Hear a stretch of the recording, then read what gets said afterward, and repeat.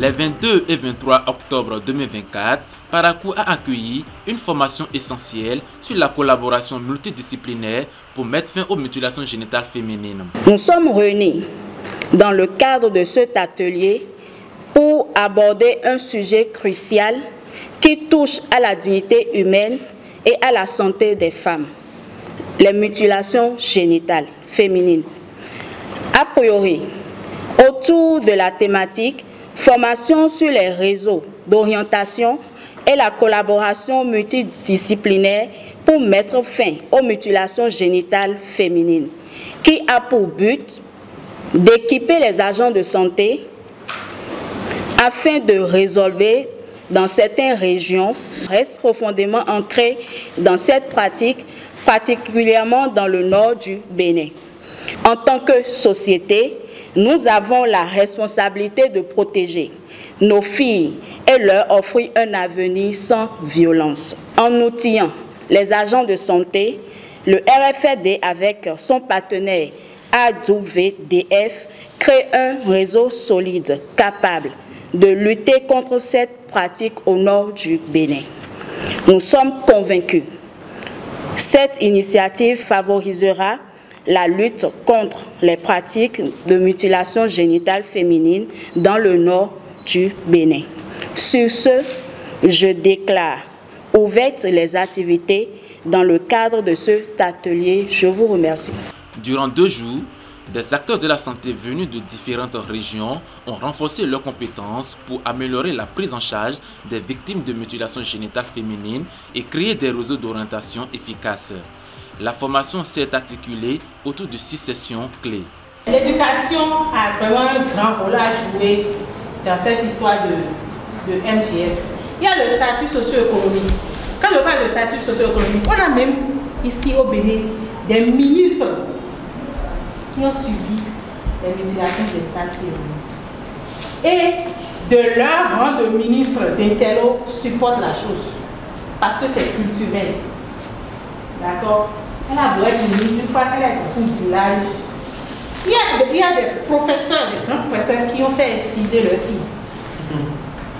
Donc ce n'est pas une question de je suis intellectuelle, je suis. La question est plus profonde que ça.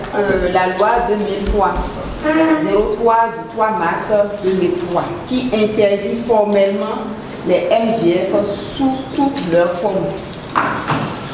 Donc c'est une loi qui ne fait pas de distinction, on dit sous toutes leurs formes.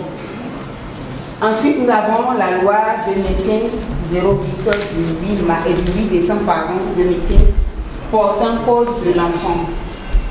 Et cette loi incrimine spécifiquement les pratiques, les MGF, pratiquées sur des mineurs.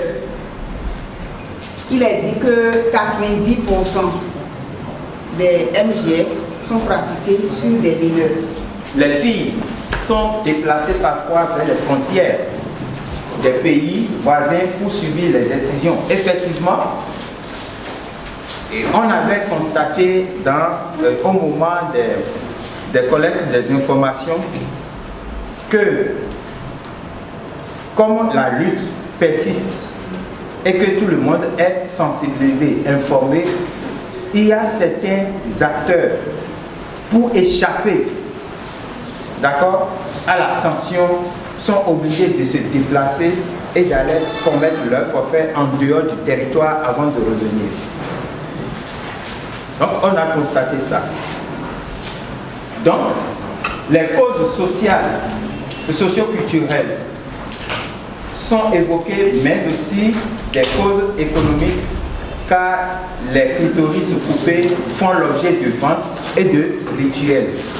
Entre-temps, il y avait des normes, des valeurs, et actuellement, bien que nous ayons épousé ces normes et ces valeurs, il faut aussi que nous puissions entrevoir entre ces valeurs ce qui nous convient, ce qui ne porte pas atteinte à la dignité humaine, à la dignité de la femme. C'est en ce sens que nous parlons de changement social. Mes complications sont dues à l'excision. Cette pratique augmente les risques de problèmes lors de l'accouchement.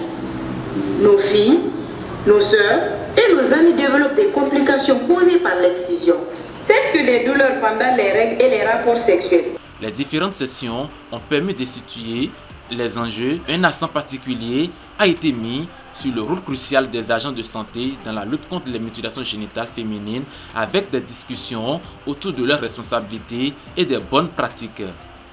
Donc, en tant qu'agent de santé, il est crucial d'acquérir une compréhension globale de cette problématique afin de mieux accompagner les victimes. Certainement, dans vos milieux de travail, vous avez rencontré, vous avez reçu des femmes victimes de cette pratique, certainement parmi vous. Elle prévoit des activités et peut-être quand les femmes viennent en consultation ou bien, comment vous appelez ça? Voilà, elles profitent de ces canaux-là pour organiser des sessions d'information sur les MGF. Si elle peut faire des campagnes médiatiques autour. Elle peut utiliser des supports éducatifs pour sensibiliser. Ou si vous avez la possibilité des projets qui viennent chez vous, qui veulent en parler, vous leur faites cette proposition-là pour que ces structures-là puissent vous accompagner à élaborer des plans d'action concrets de MGF. Enfin, la mobilisation communautaire et le changement social ont été au cœur des discussions avec des idées nouvelles pour sensibiliser et engager les communautés à travers des approches collaboratives. Plusieurs participants ont remercié les organisateurs pour cette initiative. Il y a des thématiques qu'on ne connaissait pas, qu'on a connues aujourd'hui par rapport à la mutilation génitale féminine. Donc, nous sommes mieux outillés pour lutter contre ce phénomène. C'était une séance très riche en connaissances, en partage et un grand rendez-vous de donner et de recevoir. Nous remercions d'abord les organisateurs, nous remercions les facilitateurs qui vraiment ont été à la hauteur, qui nous ont permis de comprendre véritablement ce thème. Et je sors de cette formation très aguerrie parce que s'il y a quelque chose à retenir, c'est que les mutilations génitales doivent être définitivement bannies, voire éradiquées. Ce séminaire de formation sur les mutilations génitales nous a permis, en tant que professionnels de santé, de savoir que nous sommes des acteurs clés dans la reconnaissance et surtout dans la dénonciation de cas de ces pratiques qui aujourd'hui est beaucoup réprimée dans le monde et surtout dans notre pays. Nous savons désormais le travail qui nous incombe et surtout pour pouvoir décourager cette pratique-là qui n'est pas du tout bien, très fâcheuse pour la gente féminine.